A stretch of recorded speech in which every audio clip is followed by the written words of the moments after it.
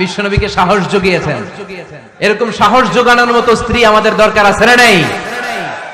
বিশ্বনবী সারাদিন বাইরে যখন কাফের মুশরিকদের অত্যাচার অনাচার সহ্য করে ঘরে আসতেন, আম্মা জান আয়েশা এমন সাহসিকতার বাণী শোনাতেন, এমন মোটিভেশন শোনাতেন, এমন ইন্সপায়ারেশন দিতেন, বিশ্বনবী সারাদিনের সব দুঃখ কষ্ট ভুলে গিয়ে এর পরের দিনের দাওয়াতি কাজের জন্য নতুন করে এনার্জি ফিরে পেতেন। চিল্লায় পড়েন আল্লাহু আকবার। এজন্য স্ত্রীর 2 নাম্বার কাজ হচ্ছে স্বামীকে সাহস যোগানো। 2 নাম্বার কাজ কি? স্বামীকে সাহস যোগানো, স্বামীকে সাপোর্ট দেয়া।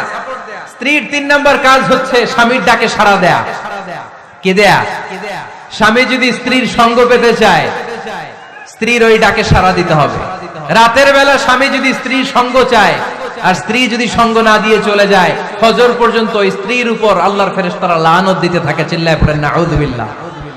তবে হ্যাঁ, ভ্যালিড যদি কোনো কজ থাকে, ভ্যালিড কজ, অসুস্থতা, অন্যান্য কমপ্লেক্সিটি যদি থাকে সেটা ভিন্ন ব্যাপার। কিন্তু ইগোর কারণে, ইগো, মেজাজ দেখিয়ে, রাগ দেখিয়ে কোনো বোন যদি স্বামীর আহ্বানে সাড়া না দিয়ে মুখ ফিরিয়ে চলে যায়, ফজর পর্যন্ত আল্লাহর ফেরেশতারা ওই মহিলার উপর লানত দিতে থাকে। আওয়াজ করে পড়তে হবে নাউযুবিল্লাহ।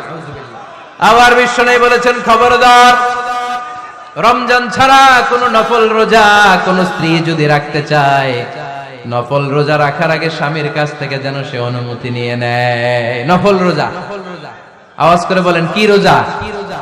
ফরজ রোজা না।